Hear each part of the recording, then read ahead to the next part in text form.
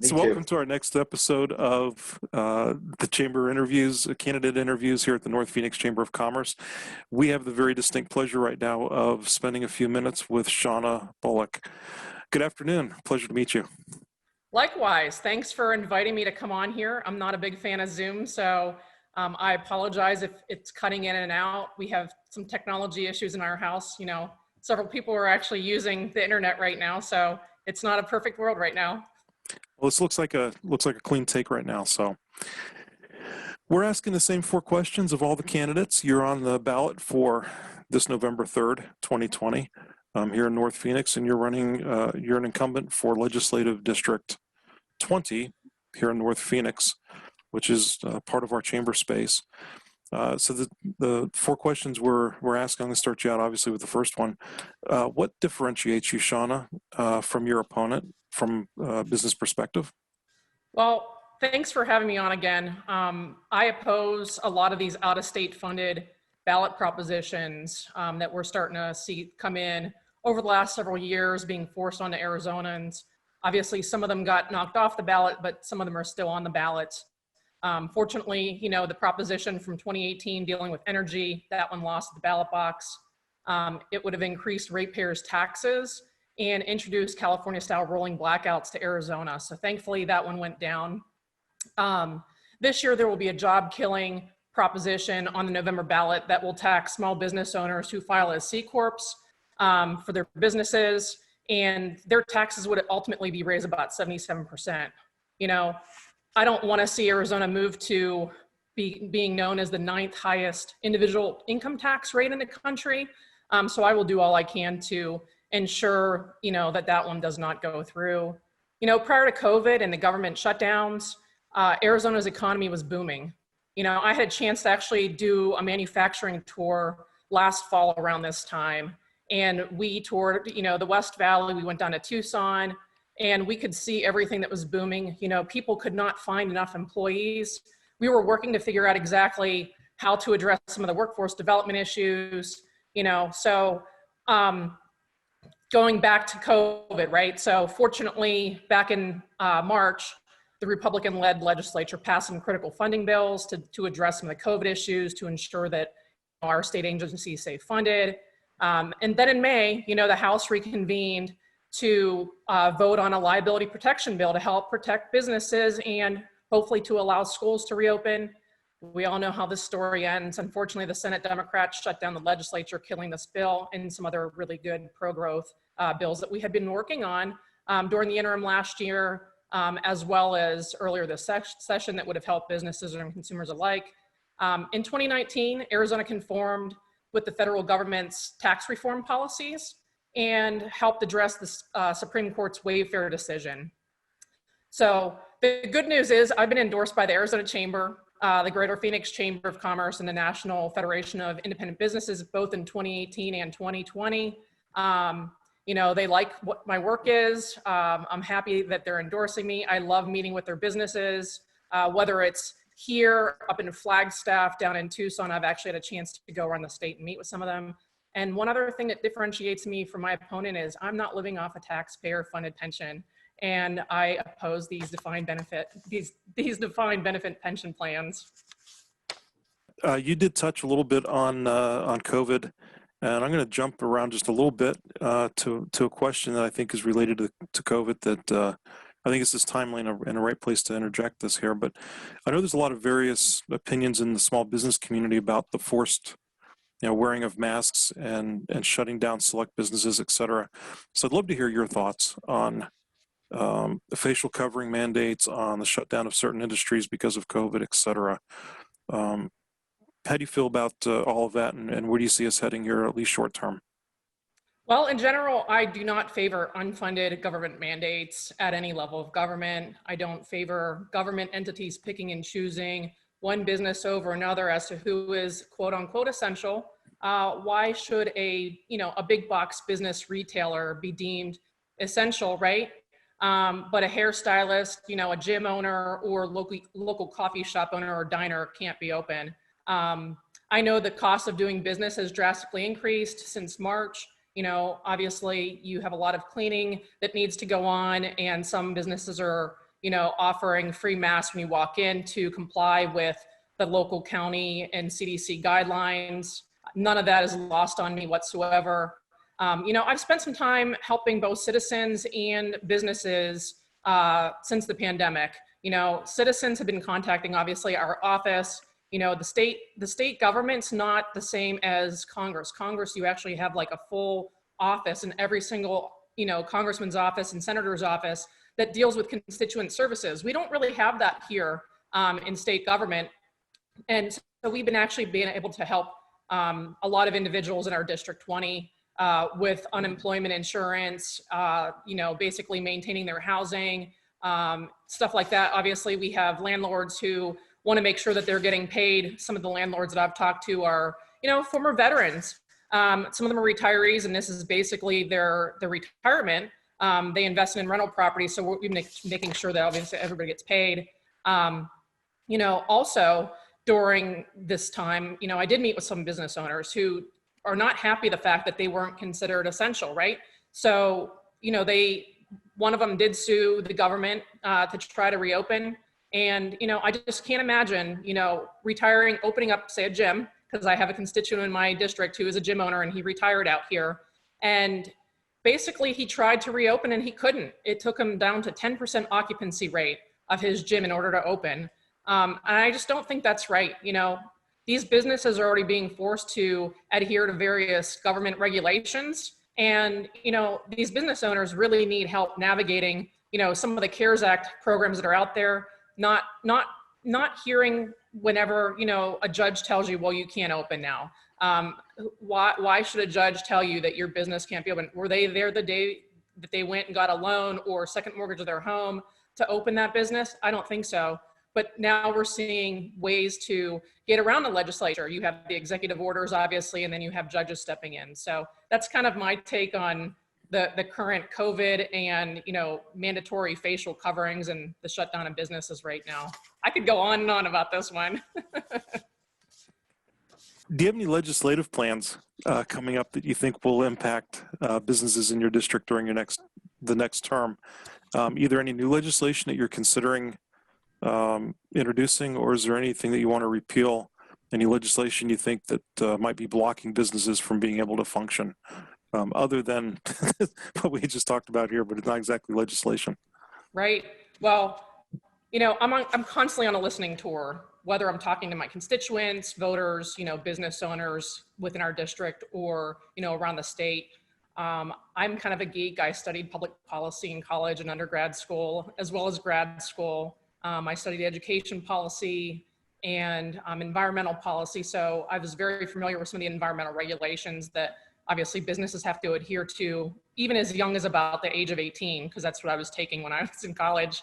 I'm one of those individuals that like to go out and really thoroughly research something before I draft anything. And as one of your members can attest, I may draft some legislation and stop it because it's not exactly what we wanted or what a constituent wants. And that those people are always very happy that I'm not going to push something forward if it's not what we want. We always have time later to go back. I don't like the idea that a lot of legislators go back and have these fix-it Band-Aid solutions. I'd rather it be well thought of, make sure that you have the right individuals in the room when you're drafting policy, making sure the stakeholders are obviously very happy. My first 2 years, I sponsored legislation that would have removed taxes on food for human consumption. And that obviously, that got out of Ways and Means. And I thought it was a great idea. Let's remove food tax, right? It's one of the worst taxes that could really hit a family. And this past session, I had a bill that would have lifted the tax on medical devices. So like pacemakers, because that was actually what we were focused on. Getting back to kind of like the ACA, they had been taxing medical devices. And, I've met people along the way that, their entire career and business was shut down as soon as that happened. I can actually foresee that happening again at some point soon, that they'll go after and start taxing that. And, I don't like seeing taxes on our healthcare. Healthcare is already very expensive. It's become more unaffordable for families and, businesses who are trying to survive the pandemic and having to, some of the ones that obviously are paying for healthcare for their employees. It's not a good time. I like repealing old laws. I know your question was talking about, do I want new ones or repealing? I'm usually in favor of looking for ones to repeal first. Back in 2019, Arizona became the first state in the country to reform non-health occupational licensing. This is so big. It's valuable legislation. It's spread actually into blue states. I'm from Pennsylvania originally, and Pennsylvania had actually called me and said, hey, we really want to look at this bill. And I'm like, go for it. This is a great way to encourage people who are moving into your state to immediately get a job, lifting up those requirements. And this isn't a new idea. So back whenever President Obama was in the White House, he actually convened occupational licensing reform seminars. And we had a really smart person in Arizona who was actually invited to that forum. And I'm married to him, so I'm very well familiar with those whole proceedings on there. The issue shouldn't be a red or blue issue. It should actually be one that's, let's create more opportunity for our citizens. And, as we have this huge influx of people moving into Arizona each and every day, whether you're retired or you're looking to leave a high tax state, it's just one less obstacle that we're removing for these individuals so they can actually be gainfully employed. What if I moved here with my husband who, he had to go back to school for some reason, and, we didn't have, the means. I had to go back to work. I have little kids, have to find daycare and so forth, but that would have been one less obstacle for us. We would have been able to, get right back to work. It's great that this law recognizes, out of state and already licensed individuals, and they automatically receive a license and certificate, without delay. So you're getting them back up on their feet. Kind of also along the lines of licensing reforms that impacts working families. We also made it easier to obtain a temporary license under a health professional regulatory board, so the individual can work while they're doing it, say getting an apprenticeship. Just removing little obstacles and barriers. I know it helps small businesses thrive. And, there's a trickle down effect from a lot of big corporations through the engines of the small businesses in our community. So I like to see those thrive as much as possible. Do you have any plans for your next term for economic growth? Oh, whoops, I just answered that one. In the area. Whoops. Whoops. I can go back and answer the rest of the other question now. You actually answered the two questions there, didn't you? Well, I still have a lot more to say, so I can keep rolling if you want. Keep rocking. Keep rocking. Well, so I served as vice chair of Ways and Means. Ways and Means is your taxation committee. They allow you to pick and choose which committees you can serve on. I was super thankful that I didn't get put on a bunch of committees that I just thought would just be highly emotional. I said, please find some technical committees for me to be put on, and I'll work through it that way. During my tenure, we kept taxes and regulatory burdens low to help businesses grow. As we know, the entire economy was booming pre-COVID. And, it's no secret that Maricopa County is the fastest growing county in the country. It's even funny that my husband was reading something to me the other day. He's like, do you know how expensive it is to rent a U-Haul from LA to Arizona? I'm like, I'm very well aware. We hear about it all the time. We have hundreds of people that are moving into the county every single day. I'm a pro-growth, limited government, right-to-work legislator. I'm from Pennsylvania originally, and I know how a right-to-work state is definitely more beneficial for businesses to thrive than for one that's not. I lived in Texas before I lived in Arizona. It's just a totally different mentality than Pennsylvania. I support, minimal government intervention and taxation. I supported the last two installments of Governor Ducey's 20 by 20 teacher pay raise because I know that is one thing that a lot of businesses wanted us to support. They want good schools, they want good teachers, they want a good product, right? So, the inducement of, having a good quality education, hopefully a really good teacher in that classroom. Sometimes, unfortunately, the money is not getting into the classroom, and that's a bigger question to handle a different day. But, we are actually paying the teachers more than we had a few years ago. I support safe neighborhoods and law enforcement who definitely make it possible to grow a business. We're seeing around the country that a lot of businesses are fleeing some of the, various cities and states that there's a lot of protesting going on right now. I hear there's an influx of businesses, coming from Washington State just because of what was going on up in Seattle earlier this summer. We welcome them with open arms as long as they really want, to move here for opportunity and not destroy our state like they did, back in the Pacific Northwest. And one final note. So one reason I have makeup on, later today, I am heading over to a business in my district to help film a short video I nominated for Retailer of the Year. So Nothing Bundt Cakes over on Thunderbird in Glendale. I nominated them for Retailer of the Year in my district. So today, because of COVID, we're not going to have an in-person event like we did last year. So we're going to go film a video. So we will have that out there. But, I like to highlight businesses in District 20. We have so much that's going on. And this business in particular really gives back. Just the other day, they dedicated all the sales for one day to St. Mary's Food Bank. So I, of course, want to find businesses like those in our district and make sure that they're being highlighted. So, Shawn, I'm going to ask you just one final question. Is there anything else that you want to wrap up with? I know you've got a lot more you probably would love to say, and you could go on for a long time. And you're welcome to. I'm getting cut off, aren't I? No. You're more than welcome to keep rocking this. But do you have any final thoughts of why business owners should support your candidacy in LD20? Yes. Well, I would like to keep Arizona as pro-growth and forward-thinking as possible.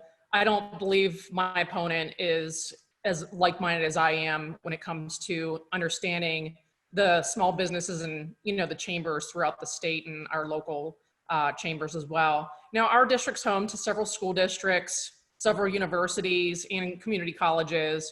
And I made a concerted effort to get to know some of these individuals who work on the various campuses, who focus on workforce development, to kind of see what our future workforce will hold, what their needs are they being met?